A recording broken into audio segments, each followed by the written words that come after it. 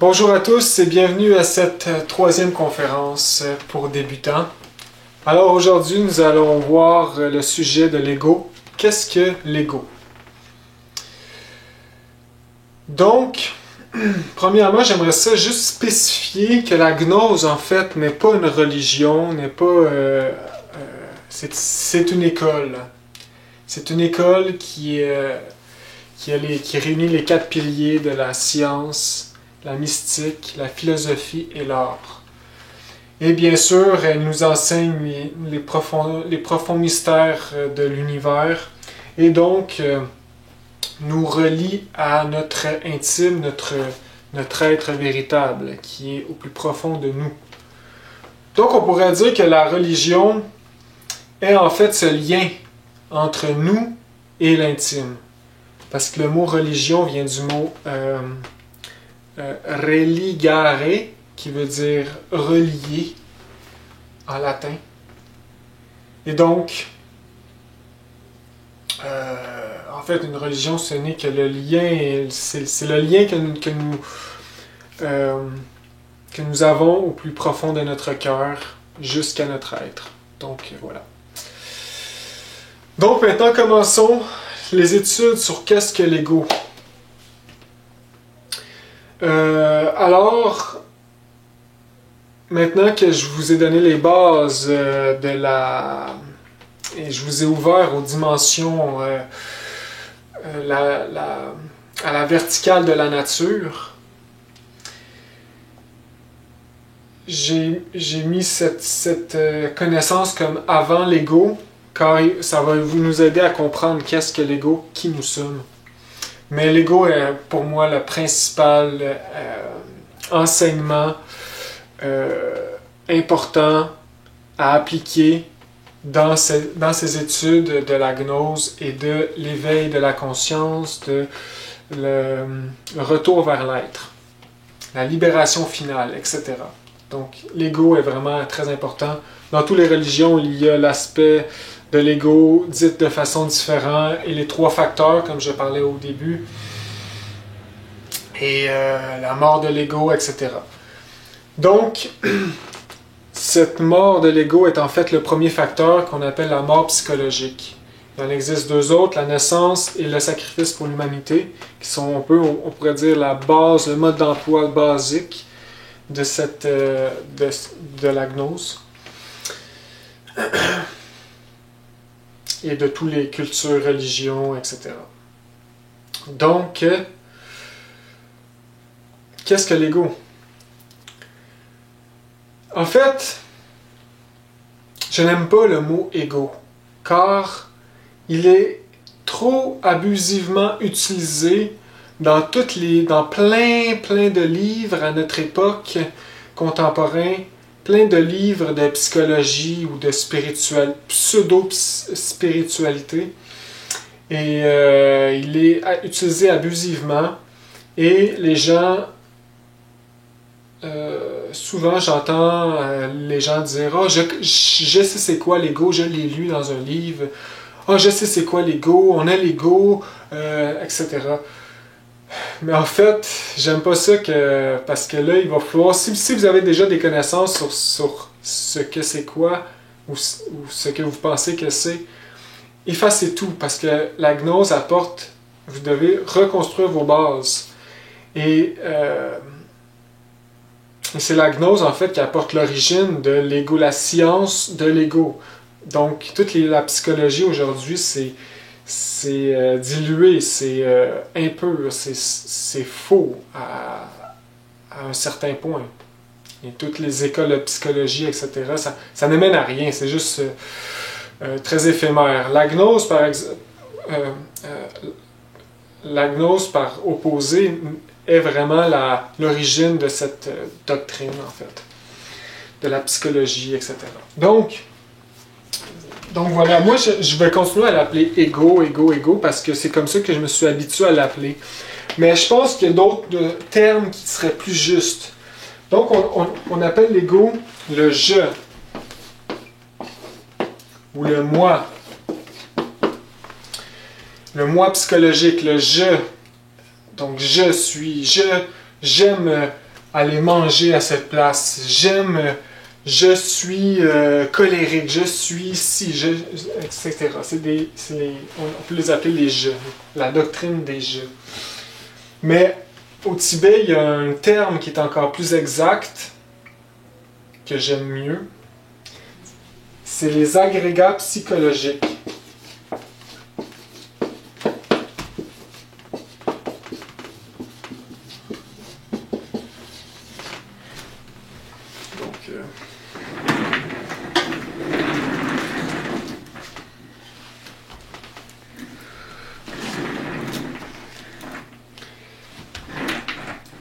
Donc les agrégats psychologiques, c'est plus exact comme terme, parce que c'est réellement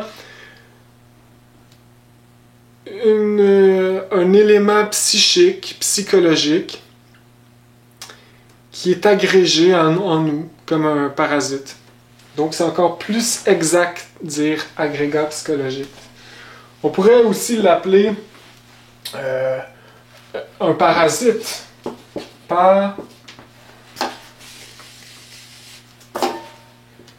Un parasite psychologique.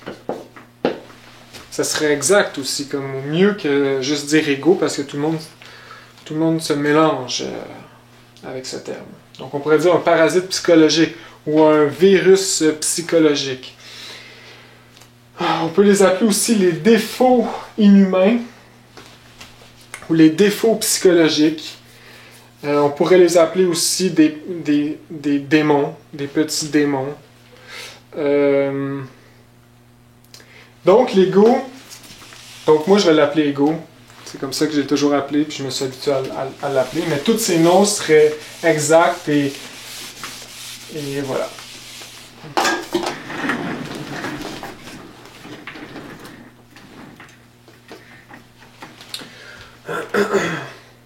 Donc l'ego est une substance psychique, moléculaire. Donc il existe dans les dimensions moléculaires de la nature, astrale, mentale. Et c'est là qu'il réside. Dans le causal, l'ego a ses racines dans le causal, mais il ne réside pas dans le causal. En tant que maître qui doit cheminer, en tant qu'initié qui doit cheminer vers l'être, il doit éliminer ses agrégats psychiques, ses égos, et à un point avancé, aller les éliminer, les racines dans le causal. Mais l'ego en tant que tel reste dans le mental et l'astral, la cinquième dimension, la dimension moléculaire. Donc, c'est sa maison. Il est de forme psychique. Et donc, il existe. Il est physique. C'est juste qu'il vibre, comme j'expliquais, avec les dimensions différentes à un autre niveau. Mais si on fait une sortie consciente astrale, on pourrait invoquer un de nos propres égos et lui faire face et lui parler. Et donc, il existe. Il est de type moléculaire. Et le but de l'ego, qui est en fait nous, c'est de prendre le contrôle de l'organisme physique que nous possédons et de se nourrir. Donc chaque ego a son but, son programme, son désir, et il va utiliser la machine humaine pour y arriver à accomplir son désir, sa volonté. Donc c'est des erreurs psychiques, c'est des...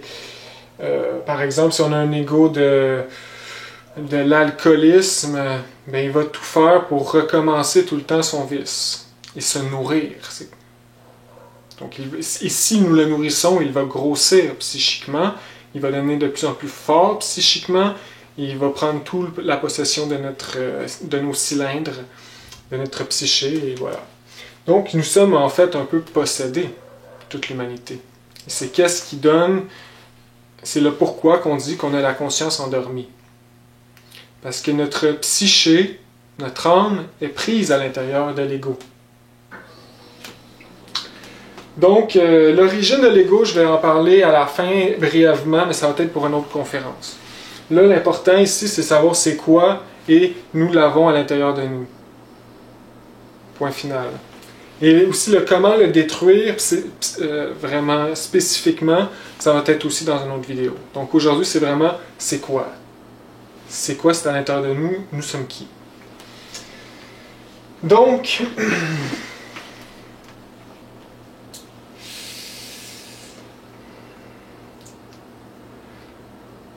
ici, je vais dessiner un peu qui nous sommes.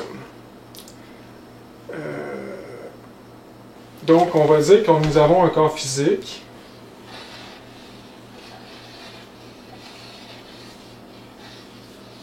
Voilà. Mais nous ne sommes pas le corps physique, nous sommes ce qui l'habite.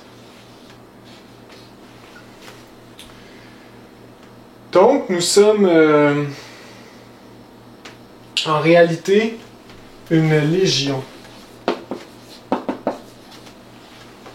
Comme le maître Jésus a apporté, il a conjuré les démons d'une personne, et la personne qui était possédée, le maître Jésus a dit « Dis-moi ton nom, qui tu es ?» Et la personne a dit « Je suis légion ».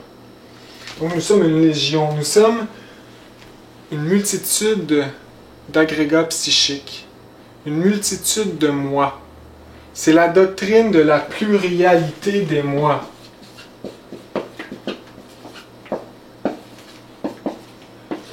Pluralité des moi. Donc nous ne sommes pas un. Nous sommes multiples.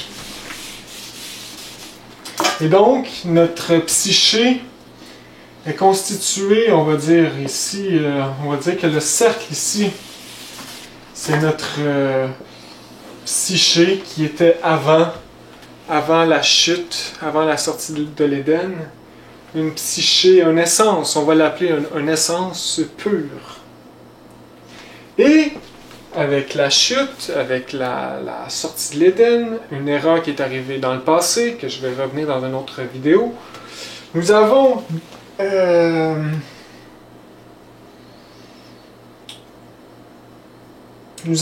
un peu... comment je pourrais dire ça? Pas détruit notre âme, ou transformé notre âme. Nous avons dilué notre essence. Nous avons brisé notre essence, en fait. Donc, nous avons créé, avec l'erreur, le péché originel, nous avons créé l'ego. Et chaque cercle ici est l'ego.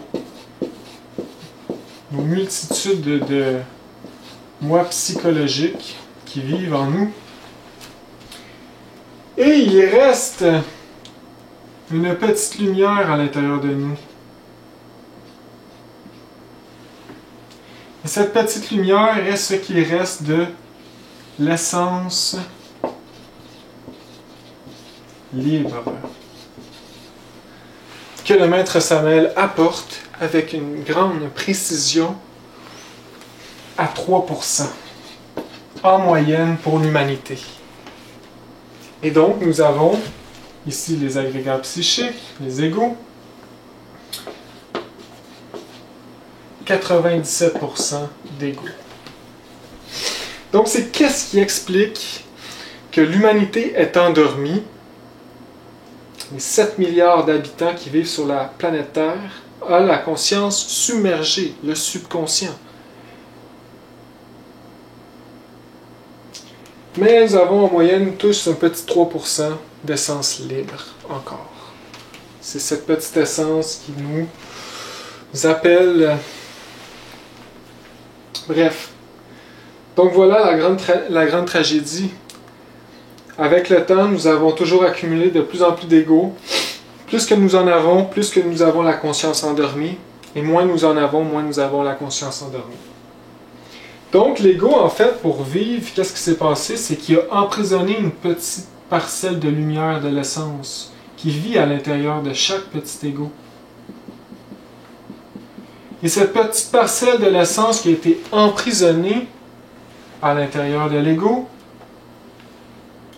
est en fait Premièrement, ce qui donne la vie à cet ego, et l'ego qui est anti-Dieu, anti-lumière, anti-spiritualité, qui est ténébreux, est en fait le contraire de l'essence. Donc, par exemple, un ego ici, avec l'essence, par exemple, c'est un ego de la gloutonnerie. Un ego de gourmandise. Gloutonnerie, on va dire de la tarte. Peut-être qu'on a l'ego de la gloutonnerie de la tarte, là, qui veut nous faire manger tout le temps des tartes au sucre, etc. Et donc, cet ego, petit parasite vivant, il va faire des petits yeux, une petite bouche pas content, des jambes, des bras, dans notre psyché, qui a emprisonné l'essence. Voilà, et donc, cet ego a l'essence, et l'essence, en fait, c'est le contraire de la gloutonnerie. Donc, on va dire... oh non, c'est pas un bon exemple. Par exemple, c'est un ego de luxure. Luxure, dans la gnose, ça fait référence aux égos avec la sexualité involutive. Donc, toutes les pratiques immorales de la sexualité, pervers et tous ceux qui ont des problèmes avec la sexualité, c'est en lien avec ces égos qu'on appelle luxure dans la gnose. Donc, le contraire de la luxure, ça serait la chasteté. Celui pour qui la sexualité, c'est important, c'est sacré et digne de respect. Donc, si nous détruisons cet ego ici, nous allons libérer cet ego de luxure, nous allons libérer la chasteté. Et nous allons avoir, mettons par exemple, 4% de plus. Il y aura 96% de moins. Donc, nous allons libérer la chasteté qui va s'incorporer à l'essence libre qui va la grossir tranquillement. Donc, c'est ce qu'on appelle la mort psychologique, c'est de la destruction de chaque ego. Que nous allons devoir procéder une journée à la fois.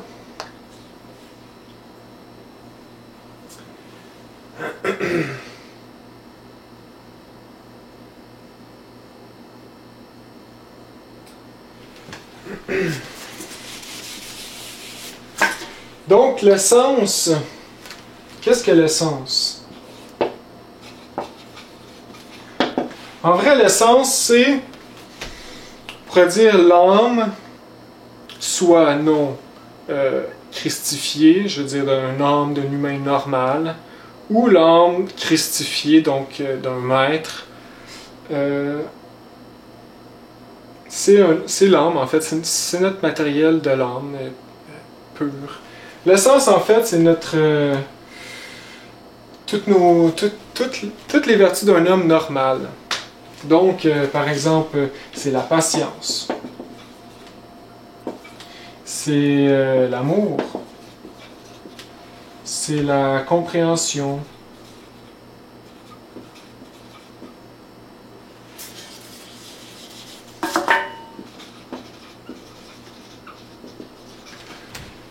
C'est toutes les vertus,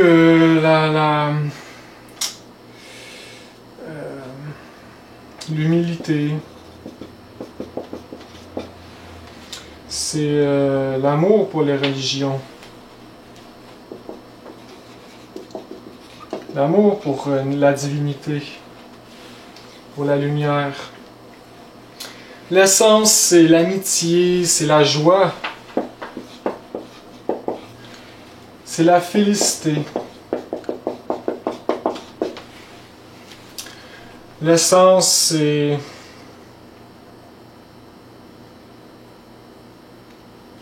la tempérance.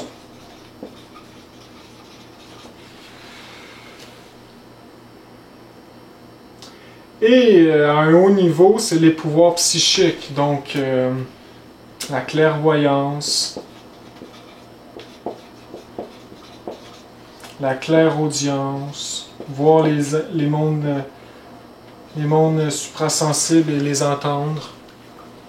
C'est la télépathie, vraiment être en communion avec la personne en face de nous. La télépathie, là, c'est les pouvoirs Jinas, que je vais expliquer dans une autre vidéo. C'est les pouvoirs en lien avec mettre le corps en 4e dimension. C'est les pouvoirs divins.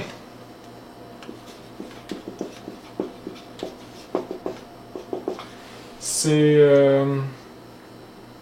de la lumière, en fait. Et c'est ce que nous sommes réellement si nous n'aurions pas l'ego. Nous vivrions sur une planète comme une planète normale de l'univers, où il y a une humanité en harmonie avec le monde qui l'entoure, la nature et les gens qui l'entourent. Une humanité qui a une sexualité normale, qui vit de façon normale et harmonieuse, et qui est reliée à son intime, à son être. Donc c'est vraiment comme l'essence, c'est un humain normal. C'est réellement ça, c'est avec toutes les vertus, la force de l'homme, la force de combat, le respect, etc., etc., etc. Maintenant, qu'est-ce que l'ego? Ben, en fait, l'ego, c'est le contraire de tout ça. L'ego, c'est le malheur, c'est la douleur morale, c'est la violence, c'est l'amertume, c'est la méchanceté, c'est la malice, c'est le vol, le manque de respect pour tout. En fait, l'ego, lui, qui vit à l'intérieur de nous, il n'a pas conscience de ce qu'il fait. Lui, on l'a juste créé. Son but, c'est de se nourrir. Point final. Il n'y a aucune idée de la méchanceté qui est. Il est juste méchant, point final. C'est un agrégat infra-humain que nous avons créé il y a fort longtemps et que nous vivons les conséquences aujourd'hui. Donc c'est très présent là, comme doctrine. Et nous l'avons créé à cause du fruit défendu que Dieu nous a demandé de ne pas manger. Que nous ne nous rappelons plus de l'histoire, de cette histoire. À part dans la Bible avec Adam et Ève, nous ne nous rappelons pas de cette histoire. Mais ça a créé peu à peu des égos tranquillement. Et aujourd'hui, nous sommes prisonniers psychiquement de tous ces éléments inhumains. Ça va être pour une autre conférence, l'origine. C'est quand que je vais parler de l'anthropologie, l'histoire. Là, on va juste regarder c'est quoi l'ego. Donc, l'ego, il y a eu un début et il y aura une fin. Mais malheureusement, la fin de l'ego, c'est dans les inframondes pour ceux qui ne feront jamais d'effort à libérer l'essence. Donc, à mettre en pratique cette doctrine de la gnose. Ceux qui ne feront jamais d'effort à libérer l'essence va toujours s'embourber 2%, 1%, et un jour, il y aura 100% d'ego. Nous allons être mûrs pour aller faire un petit tour dans les enfers. Et les enfers, en fait, ça fait souffrir chaque ego pour les briser et libérer la petite essence. Et une fois qu'on a passé dans les 9 cercles de l'enfer jusqu'au centre de la terre, notre essence va être libre à 100%. Et nous allons redevenir ce que nous étions à l'origine et recommencer ce qu'on appelle le cycle de la roue. Évolutive de l'âme. Et le cycle d'involution, c'est avec l'ego. C'est comme nous avons l'ego ici et nous chutons. Passons dans les enfers. Mais ça, c'est la roue du samsara. C'est une autre loi, ça va être une autre conférence. Donc, voilà. Donc, l'essence aussi, elle ne peut pas travailler seule. L'essence a besoin d'une force spéciale pour se libérer. Premièrement, elle doit travailler par elle-même, donc de souffrance volontaire et travaux conscients. Mais elle doit comment qu'elle va réussir? C'est en se reliant, comme je parlais, la religion, se reliant à notre être. notre être qui émane de l'Atman, comme on a vu, la dernière sphère, la loi du 1. Et l'Atman, notre être n'a rien à voir avec le péché qu'on a commis de créer l'ego. Lui, c'est comme l'opposé de l'ego qu'il est. Il n'a rien à voir avec ça. Mais il nous suit quand même, puis il fait des efforts pour nous aider, pour nous éveiller, pour nous stimuler de l'intérieur. Et donc nous devons nous relier à notre être. C'est lui qui va nous sauver. À chaque instant, nous devons nous relier à notre être. Notre être, c'est notre Père qui est aux cieux et notre Mère divine, Kundalini, qui va nous aider. Il faut nous relier dans la prière, dans la méditation, dans le rappel de soi à chaque jour pour ne pas tomber dans l'ego, pour le combattre. Donc, à force de détruire l'ego, l'essence va grandir. Et détruire l'ego, et l'essence va grandir, etc. Et c'est comme ça, en fait, qu'on éveille la conscience. Le maître Samael dit que si l'humanité aurait 90% d'ego, il dit qu'il n'y aurait même pas de guerre, il n'y aurait plus de frontières et on vivrait dans un monde de joie déjà beaucoup plus lumineux. Et bien sûr, l'humanité avec 0% d'ego, ben, ça vit dans l'Éden. L'Éden ne se sépare pas du plan physique, ne fait qu'un avec le physique et l'homme vit naturellement comme il devrait le vivre, comme un humain normal. Mais bon. Donc nous, ayant l'ego, tous nos pouvoirs psychiques sont pris à l'intérieur. Toutes nos vertus, toute notre force, notre volonté, tout notre mental libre est pris à l'intérieur des égos. Donc il va falloir travailler intimement, personnellement, sur nous-mêmes. Pour premièrement les découvrir, deuxièmement appliquer la science pour les détruire, qui est une science simple, mais difficile. Ainsi, nous avons les égos, si nous revenons à la Bible.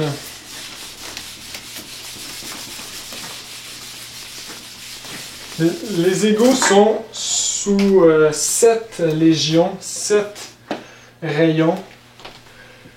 Donc, on peut dire qu'il y a 7 têtes de légion, c'est les 7 péchés capitaux. Donc, le premier, on pourrait dire, c'est l'orgueil. Orgueil. Excusez-moi, je vous avertis, j'écris pas bien en français, je suis nul en français. Mais bon, c'est pas de ma faute. J'ai essayé de comprendre, ça n'a pas marché. Pas fait pour moi. Orgueil. Donc il y a 7 égos.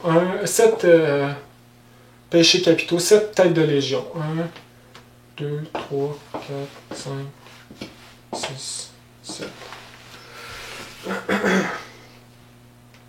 Alors, les 7 têtes de légion, c'est que dans les égos d'orgueil, c'est 7 familles.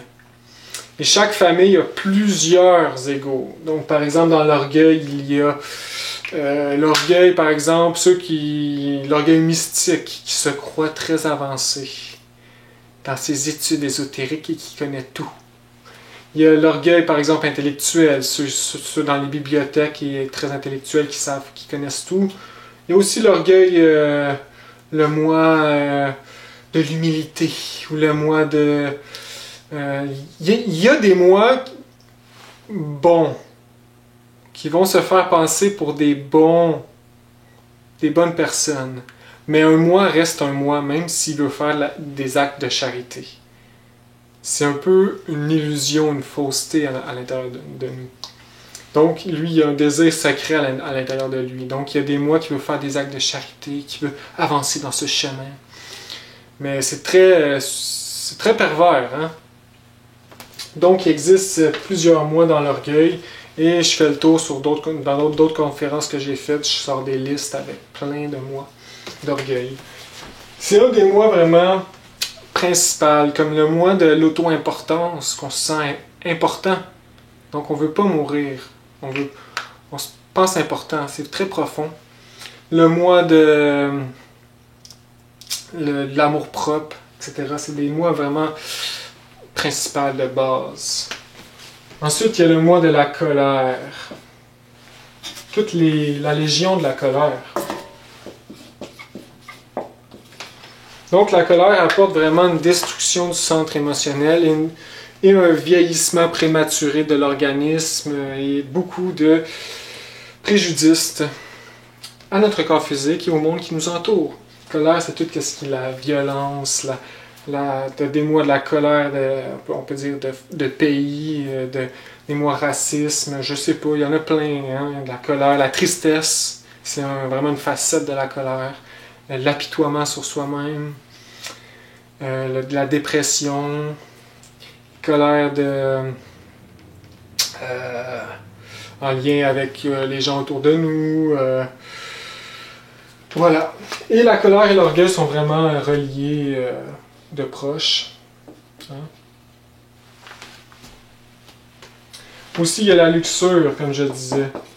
Luxure, c'est tous les mois en lien avec la sexualité involutive. Donc, le principal, c'est le mois on appelle dans la gnose de la fornication, qui veut dire le mois qui veut éjaculer le sperme dans l'orgasme, ou la femme qui veut un orgasme. C'est vraiment une basse passion animale, puis c'est le péché originel, c'est la pomme, en fait. La perte d'énergie sexuelle, c'est la pomme, et c'est qu'est-ce qui a vraiment créé l'ego.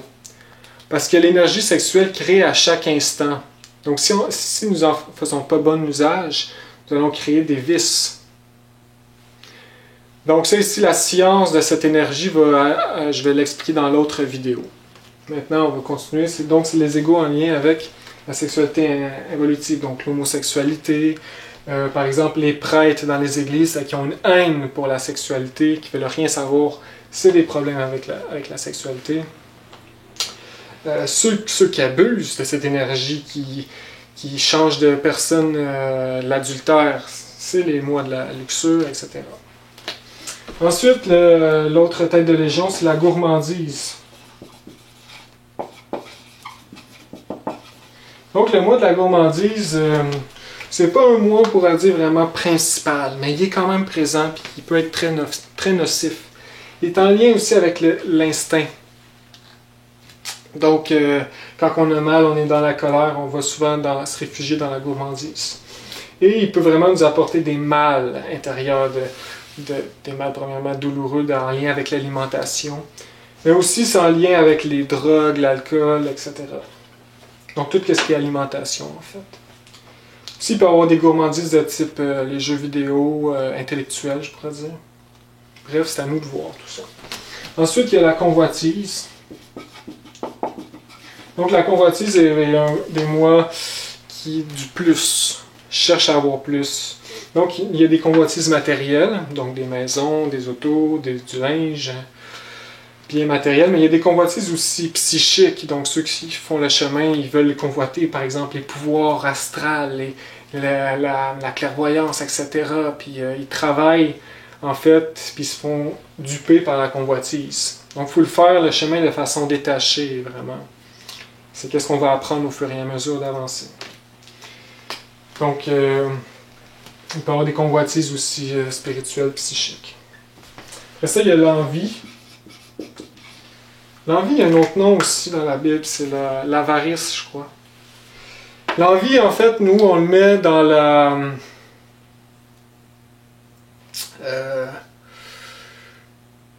les égos en lien avec la jalousie. Donc, en lien avec les personnes qui nous entourent. Quand on jalouse, là, tu sais, là, quand on voit une personne, on aimerait ça être comme lui de façon secrète, puis ça fait qu'on l'aime pas. Exemple. Donc, voilà. En lien beaucoup avec la jalousie. Envie, par exemple, on voit une personne avec une belle voiture qui réussit bien dans la vie, puis là, on l'aime pas. On n'a pas. On n'est pas content pour lui. On est comme, il ne mérite pas. Ça, c'est de l'envie. Et il y a la paresse. La paresse qui est un ego aussi qu'on ne travaille pas beaucoup parce que on pense que c'est facile à gérer. On a juste à se donner un petit coup de pied dans le derrière. La paresse joue, hein, les égos jouent un dans l'autre. Hein. Ils s'aident mutuellement. Puis, donc la paresse vraiment qui nous garde au seuil, qui nous empêche d'avancer, d'accéder à cette doctrine. Donc chaque ego vit dans notre univers psychologique. Donc astral, mental. Et dans notre univers psychologique, il y a des maisons, des villages, des montagnes, des petits villages ici, des routes, etc. C'est vraiment un monde. Nous avons à l'intérieur de nous un monde psychologique. Et les égos vivent dans ce monde psychologique comme une ville vit de nos jours. Donc les égos, par exemple, si nous avons par exemple des milliers d'égos, donc on va dire 10 000. Donc les 10 000 égos dans notre univers psychologique, c'est chaotique. Donc les égos peuvent s'allier pour arriver à leur but, ou ils peuvent se combattre un l'autre. C'est chaotique. C'est comme dans une ville. Il y a du monde qui ne se connaissent pas, il y a du monde qui se connaissent, il y a du monde qui s'entraide, il y a du monde qui se nuit. Donc les égos peuvent s'allier un l'autre. Par exemple, la colère est vraiment avec la gourmandise, etc. Donc c'est vraiment un univers psychologique qu'il va nous falloir découvrir en nous. Et voilà, les égos, en fait, c'est ça, veulent prendre le but d'un égo, c'est de prendre la possession de l'organisme et de nous dévorer, d'arriver à son but, qui est le but de chaque égo. Par exemple, si on a un égo convoitise d'une voiture, on a vu une voiture, puis là, ça nous a marqué dès l'enfance, puis là, on veut cette voiture-là, puis on travaille, tout. On a vraiment l'ego de cette voiture qu'on a créée, en fait, par cette passion qui va vivre à l'intérieur de nous, qui veut arriver à son but d'acheter cette voiture. Donc, il va travailler. Donc voilà, nous allons devoir nous diriger intérieurement à l'intérieur de nous-mêmes. Nous sommes les seuls à être capables de faire ce travail en lien avec notre être, notre père, notre mère. Et nous allons devoir nous travailler sur nous-mêmes. Ça s'appelle la mort psychologique. Ça ne sera pas une partie de plaisir. Donc là, vous vous imaginez que toutes ces belles affaires qu'on parle dans la gnose de les sorties astrales, voir les mondes invisibles, parler avec des grands maîtres, etc. Eh bien, il y a un prix à tout ça. Là. Ça ne se fait pas du jour au lendemain, premièrement, et il y a un travail réel. Il n'y a rien qui se donne en cadeau. Donc oui, c'est beau, par exemple, marcher sur l'eau, voler dans les airs, aller sur notre planète, etc. Mais la balance est là, là.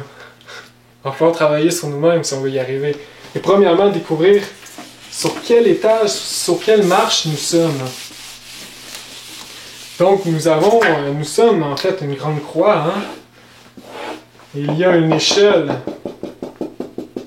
Et ça, c'est l'horizontale de la vie. Donc en haut, c'est les niveaux de conscience. Donc les niveaux de conscience. Et donc en haut, il y a l'être, le niveau de conscience parfait. Et en bas, il y a, on va dire, le gardien du seuil. Le gardien du seuil, en fait, c'est vraiment les égos. Égos. L'ensemble des égos. L'ensemble de la force magnétique de tous les égos. Donc, nous avons descendu avec le péché originel et nous sommes rendus notre réalité, c'est que nous sommes rendus très bas. Et donc, il y a la vie horizontale, le temps qui circule. Et nous sommes à un point. Et nous gravitons peu par rapport à ce que nous faisons dans la vie. Nous faisons des bonnes œuvres, moins bonnes œuvres, créons plus d'ego, tombons dans le vice, nous tombons. Et l'être essaie de nous faire grimper l'échelle. Nous allons devoir grimper l'échelle par nous-mêmes, par des efforts de conscience, souffrance volontaire, gérer l'énergie en nous, etc., étudier la gnose. Mais la courant naturel, Quand on a l'ego, le courant naturel essaie de nous tirer vers le bas. Et si nous ne faisons aucun effort et nous restons comme nous sommes toujours été dans la vie, nous allons descendre naturellement. Parce que la terre essaie de nous dévorer. La nature essaie de nous dévorer, de nous rapporter à son centre. Parce que nous avons péché contre l'Esprit Saint, contre la nature. Donc, nous sommes tombés de l'état humain, comme nous étions dans l'Éden, à animal intellectuel. Donc, nous ne sommes plus des humains sur Terre. Nous sommes des animaux intellectuels. C'est très différent. L'homme normal vit dans la 4e dimension et vit comme un humain normal. Dans la 3 dimensions, 4 dimensions. L'animal intellectuel, premièrement, s'est fait jeter dehors. Et deuxièmement, comme je lisais dans un livre, La vie des maîtres, quand l'homme devient animal, il devient le pire des animaux. Il descend en bas des pires animaux. Je parle du règne animal, là, les lions, les éléphants, tout ça. Nous, quand l'humain devient animal, quand l'humain pêche et devient animal, crée l'ego, devient la pire des animaux. Et on peut le voir, hein? Des animaux, ça n'agit pas comme nous. Là. Déjà, un animal normal dans la nature, ils ont un respect pour la sexualité, à part les animaux vraiment en évolution. Mais donc, nous sommes des animaux intellectuels, des êtres. Nous avons perdu notre. Nous avons tombé, et maintenant, le cycle naturel veut nous tirer, nous digérer dans le ventre de la terre et nous nettoyer, en fait.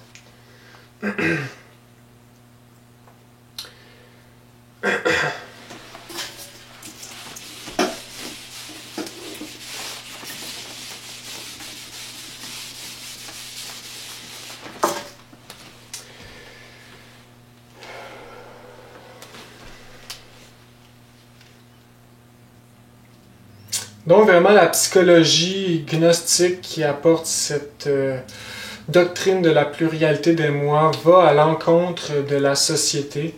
Donc quand on commence à étudier ces études et qu'on la comprend, on réalise vraiment que l'humanité, premièrement, on a la conscience endormie, mais l'humanité aussi. Donc c'est l'opposé, pareil. C'est l'opposé, on nage du sens contraire de l'humanité. Quand on commence à travailler sur nous-mêmes et qu'on veut s'ouvrir, s'éveiller. Donc, la méditation ici, ça va être pour une prochaine conférence, mais c'est le cœur de la gnose. Si nous ne méditons jamais, nous n'allons jamais rentrer à l'intérieur de nous. Par le mental, nous allons devoir déterrer l'ego. Il faut le comprendre pour le déterrer comme il faut. Et il faut le voir, premièrement. Si nous ne méditons jamais, nous ne le verrons jamais. Nous allons être lui. Nous allons être qu'un avec lui. Quand nous méditons, nous nous séparons de lui. Et c'est comme ça que nous allons pouvoir le voir. Il faut nous séparer en observateur de l'observer à l'intérieur de nous. Pour ça, il nous faut la méditation. La méditation, en fait, c'est scientifique. C'est vraiment un moyen scientifique de développer notre compréhension en nous-mêmes et au monde qui nous entoure. Donc, apprendre à faire le silence mental, c'est apprendre à penser. L'ego bavarde dans notre psyché, dans notre mental, sans arrêt. Il nous tire d'une préoccupation à un autre, d'un désir à un autre, sans arrêt, et il faut l'arrêter. Et ce n'est seulement que dans le petit moment de la méditation. Parce que quand on va dormir, l'ego ne s'arrête pas. L'ego, dans le mental, nous travaille, on dort, puis quand on sort dans les rêves, on reste l'ego, là. Passer à une étape à une autre. Une préoccupation à une autre, une illusion à une autre. Et quand on retourne au corps physique, on continue dans cette roue du mental. L'ego nous possède dans le mental. Donc la méditation est très importante pour le décoller de nous.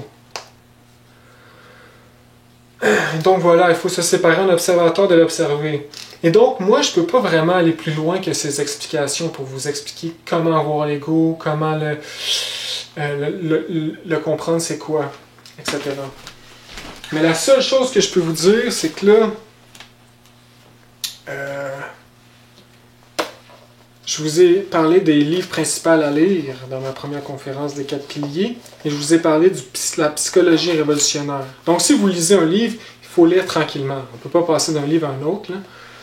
Mais si vous voulez connaître l'ego, c'est ce livre-là, la psychologie révolutionnaire. C'est un des livres les plus éloquents, les plus importants de toute l'œuvre du maître. C'est un des livres qu'il nous faut lire et relire, car cette compréhension est en spirale. Donc il faut le lire et le relire, et nous allons toujours comprendre de façon différente. C'est un livre primordial. Vraiment, là, c'est pas la psychologie qu'on connaît, le contemporain, non, c'est la psychologie réelle. C'est moins psychologique, il faut faire. Donc, vous voulez comprendre l'ego, c'est ce livre-là ici. Le maître Samael a écrit ce livre, La psychologie révolutionnaire, à la fin de sa vie. Je crois que c'est un de ses derniers livres. Ça et La Grande Rébellion, qui sont La Grande Rébellion, je pourrais dire le deuxième après lui, là. Dans les 2 livres les plus importants de la gnose. Donc, le maître, il l'a écrit à la fin de sa vie. Parce qu'il a réalisé dans sa vie qu'il n'en avait pas assez parlé et que les gens n'étaient pas capables de mourir au sein de son école, de la gnose, de son institut. Les gens, ils travaillent juste dans la sexualité sacrée, à créer les corps solaires, mais ils ne travaillent pas à mourir. Puis ça, c'est grave, parce que ceux qui ont pour quelle raison qu'ils le font pas ou qu'ils le font mal, ils deviennent des anasmoussènes. Parce que c'est bien beau transmuter l'énergie, travailler dans la sexualité sacrée, enseigner par la gnose, mais si on ne meurt pas, on fait juste s'endommager. Parce que là, on devient ce qu'ils appellent des anasmoussènes. C'est des gens qui ont une grande force magnétique, mais qui ne meurent pas. Donc la force magnétique se canalise dans l'ego. Donc c'est comme s'il créait l'ego, en fait, un peu. Alors voilà, si vous voulez savoir c'est quoi, c'est ce livre ici, La psychologie révolutionnaire, et ça va vraiment vous apprendre sur l'essence, sur étape par étape, comment penser, comment voir le monde, etc. Il faut la méditer aussi, le livre. On ne peut pas le lire boum boum vite vite, là. Tous les livres du maître, il faut les méditer. En fait, il faut juste faire de la méditation tout le temps, et tout va, en fait, dans la méditation, en fait, ça... C'est comme un peu magique, là, ça décante, tout notre mental décante, toutes nos idées décantent, puis on dirait que là, un peu, là, tout se place un peu de façon graduelle, je pourrais dire. Je vais revenir sur comment méditer dans bientôt. Ici, c'était juste pour vous expliquer qu'est-ce que l'ego. Donc, c'est des agrégats psychiques qui ont enfermé un peu notre âme, et que nous sommes pris à l'intérieur. Nous sommes l'ego, et il nous faut nous rectifier et travailler pour voilà, le Christ et notre être. L'ego qui est, comme je disais, l'opposé de la lumière, c'est les ténèbres. Donc par exemple, les démons extrêmement pervers qui travaillent pour la loge noire, eh bien, eux, toute leur psychologie est inversée dans l'ego. Parce qu'ils sont tellement pervers qu'ils sont à 100% l'ego, et donc ils voient l'être, ils voient leur gardien du seuil comme l'être. Le gardien du seuil, en fait, comme j'expliquais, c'est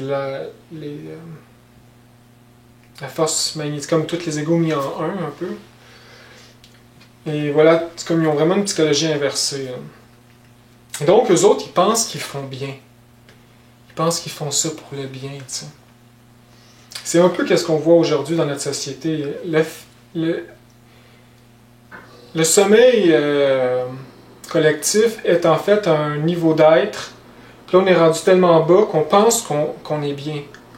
On voit pas que ça va mal. On pense qu'on va très bien. On pense qu'on n'a pas besoin de travailler sur nous. pense que la gnose, c'est pas important. J'ai ma vie à faire, à être heureux. C'est ça qui est important.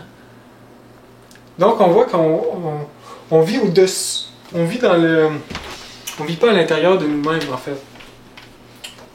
On vit à l'extérieur, tu sais. Puis ici, je vais parler un peu comme dernier enseignement. Par exemple, ça ici, c'est notre niveau de conscience. Eh bien, quand on commence à avoir l'ego, c'est vraiment la pointe de l'iceberg. L'iceberg. Donc, l'iceberg, on sait qu'il est 9 fois plus gros sous l'eau. Eh bien, on va juste voir les quelques égos qu'on va voir vraiment objectivement dans le mental, pendant la journée, etc. Mais à force de les détruire, nous allons rentrer à l'intérieur de nous-mêmes. Donc ça ici, c'est le subconscient ou l'infraconscient.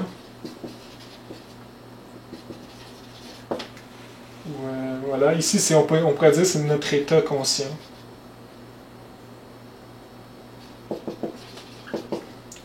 Donc, on vit vraiment dans un petit niveau où là, on n'est pas conscient de ce qui se passe à l'intérieur de nous. On n'a jamais mis les projecteurs vers l'intérieur. Donc, ça fait que, premièrement, si on n'a aucune connaissance de l'ego et de la psychologie révolutionnaire, eh bien, on ne voit rien. On fait juste vivre à l'extérieur de nous, puis on pense que le mental, c'est nous qui pensons, tu sais. Fait qu'on est vraiment dans une illusion. Ah oui, je suis bon, je suis ci, je suis ça. Puis là, quand on est dans la psychologie révolutionnaire, là, on commence à avoir l'ego à l'intérieur de nous. Ouais, c'est qui a dit ça? Ça vient d'où, ça, cette erreur-là? C'était quoi cette réaction-là que j'ai eue aujourd'hui avec ma femme? C'était quoi ça ici? J'aurais dû pas faire ça, etc. Puis là, c'est un ego, OK. Fait que là, on fait juste commencer à voir la pointe de l'iceberg. Puis à force de descendre, là, on s'en va. Il faut tout découvrir, il faut tout les détruire. Donc c'est un chemin petit peu par petit peu, puis c'est vraiment la mort psychologique parce que vous allez vous rendre compte que c'est dur de les détruire, ils sont collés à nous. Là. Il faut mourir à chaque instant, par nous-mêmes, en tout cas c'est très personnel aussi, hein. C'est très personnel. Il faut juste faire les travaux. L'important là, vraiment, c'est quand on commence, c'est de faire de la place à nos travaux. Mettre de l'importance à nos méditations. Par exemple, commencer juste 10 minutes par jour, c'est déjà beaucoup. Là. Fait que là, on met de l'importance à l'essence, à la pauvre petite essence, à notre être. Donc voilà. Comme on dit, il faut descendre dans nos enfers pour monter aux cieux, pour créer la lumière. Il faut aller chercher la lumière dans nos enfers. C'est les grands symbolismes de l'anthropologie et des mystères des siècles. Comme le maître Samael, il y a une image que c'est intéressant. C'est Aztèque. Quetzalcoatl qui se fait manger par un serpent, puis le serpent se transforme en... Attends, non, c'est pas... Bref, il y a des images dans l'anthropologie, dans l'histoire, qu'on pourrait penser « Ah, c'est ténébreux! Comment le serpent, il mange la personne? C'est pas fin! Ça, c'est pas fin! » Mais il faut se rendre compte c'est quoi, tu sais, peut-être que c'est l'ego qui se fait manger, libérer l'essence, etc. Donc, voilà, c'est ce qu'on appelle la mort psychologique, c'est le travail du corbeau, la putréfaction, etc. Je vous conseille vraiment vivement la psychologie révolutionnaire dans vos premiers livres.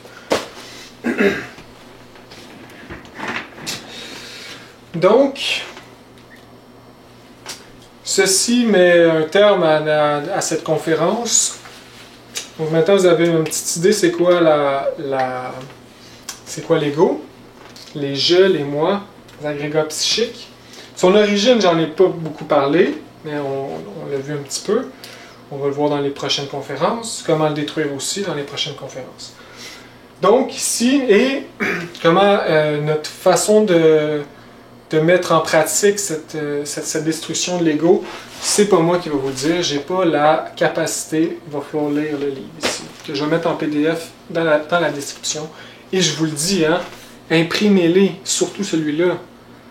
Ça coûte rien imprimer un livre, ça va coûter des 5$, 10$, mais il faut l'avoir physiquement parce que c'est tellement précieux, ces paroles, que si vous êtes dans des pays, parce qu'on ne sait pas qu'est-ce qui arrive, peut-être qu'il va y avoir une panne d'électricité, ou je ne sais pas quoi, des informations sur Internet qui disparaissent. Donc imprimez-les, hein, pour les garder physiquement chez vous.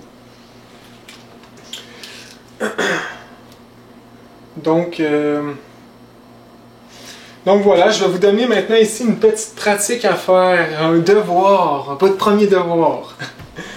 Donc avant de vous donner votre première petite pratique que je vous conseille de faire, je vais faire une petite lecture ici que j'ai trouvée qui parle bien de la... Comment faire pour le découvrir et les détruire, les égos. Donc c'est un exemple que le maître Samael donne sur la méthode vraiment précis. Donc il dit, ça ici c'est dans le livre La transformation psychologique. Dans le livre Origine et dissolution du moi de l'édition Ganesha. Un petit livret, Transformation psychologique. Donc, allons-y. Un jour, un enfant naquit dans l'Atlantide. Cet enfant se développa dans un foyer merveilleux où régnait seulement l'harmonie, la sagesse, l'opulence, la perfection, l'amour. Puis vint le moment où l'enfant, devenu un homme, parvint, à travers les diverses techniques de discipline du mental, à l'autodécouverte. Il se rendit compte alors avec horreur qu'il y avait à l'intérieur de lui des éléments abominables. Il comprit qu'il avait besoin d'un gymnase particulier, d'un gymnase psychologique. Il va sans dire que son entourage harmonieux ne lui procurait pas ce gymnase dont il avait besoin. Il ne lui restait donc d'autre solution que de quitter sa famille et de s'installer dans les faubourgs d'une ville atlante quelconque. Il se créa son propre gymnase psychologique, un gymnase qui lui permit l'autodécouverte de ses propres défauts. C'est ainsi qu'il désintégra ses agrégats psychiques et se libéra. En vérité, estimables sœurs et frères, les pires adversités nous offrent les meilleures opportunités.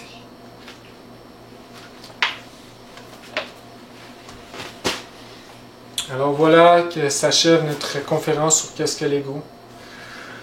Donc la pratique que je vous conseille, c'est une pratique simple pour vous connecter à l'être, vraiment vos premiers pas. Donc c'est une pratique qui dure 15 minutes. Premièrement, le soir, avant de vous coucher, vous allez commencer, première étape, la détente du corps physique.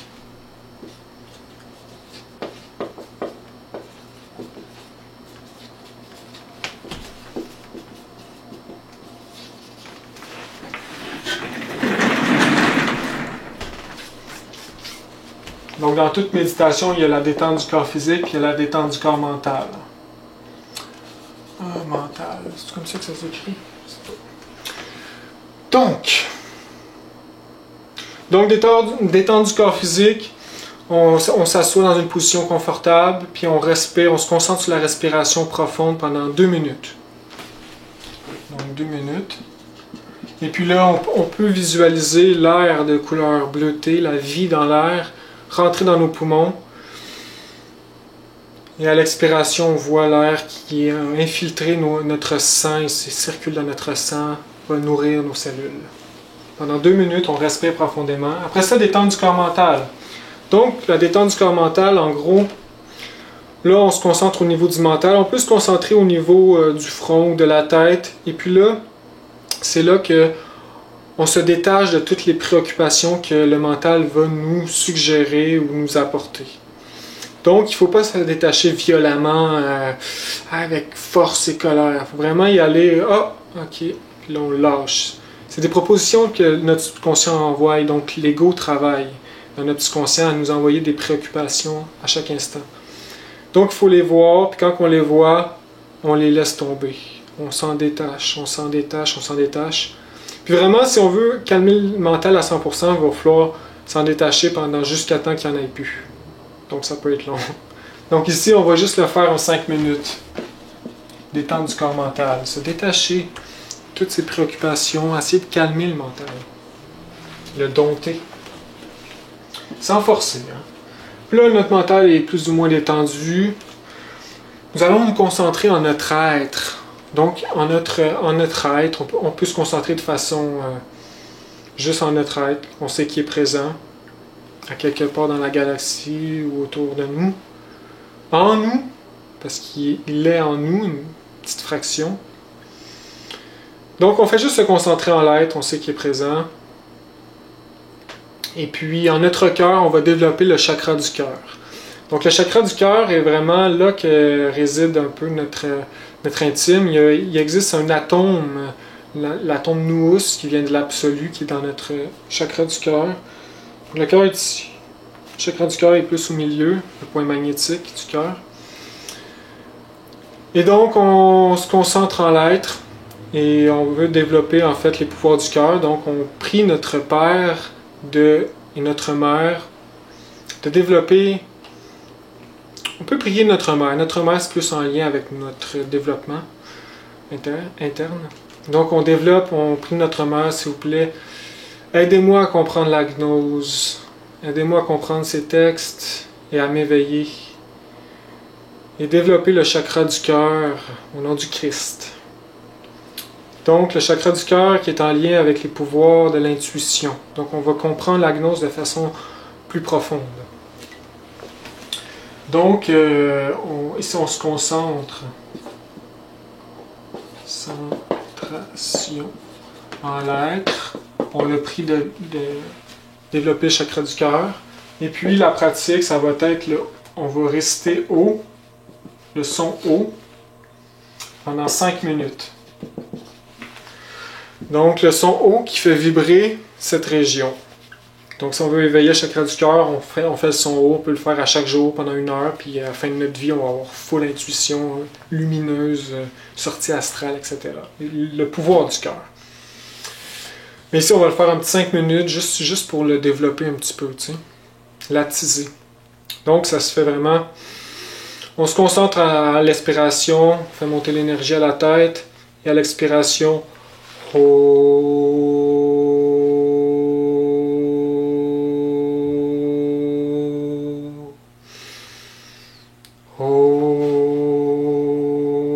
etc.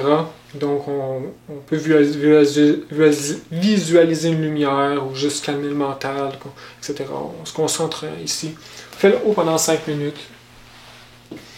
Et ensuite, on peut faire le Aum. Aum, on le marque avec un UM, mais ça se prononce Aum. Aum. Je pense que c'est les Espagnols, je ne sais pas trop pourquoi ils marquent ça. Donc, Aum 3 fois, juste pour clôturer la pratique. Ou sinon, qu'est-ce qu'on peut faire aussi avant? On peut s'accorder un autre 5 minutes pour faire vraiment une bonne pratique complète. On va faire une rétrospection vu qu'on va être avant de se coucher. Donc, une rétrospection de la journée.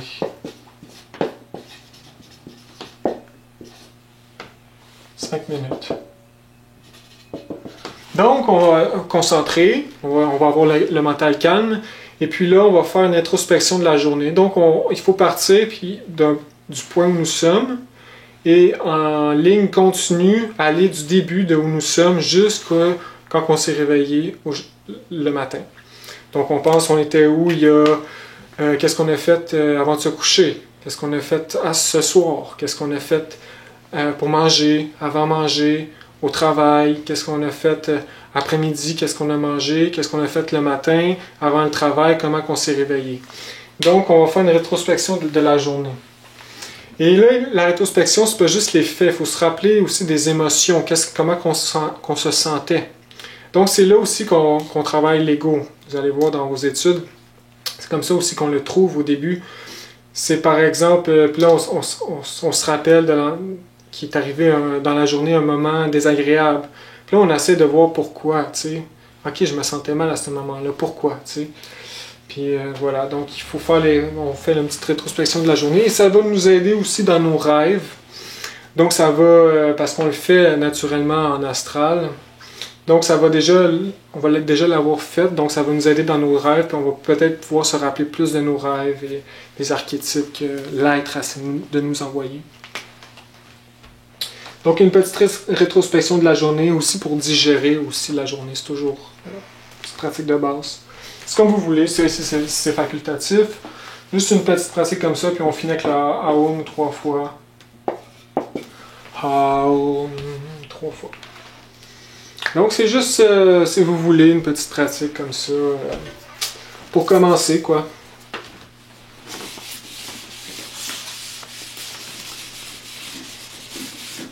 Donc voilà.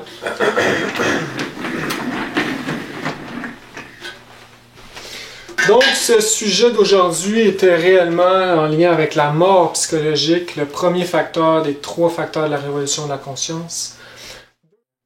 Sur ce, je vous souhaite un bon avancement, une bonne compréhension et à la prochaine.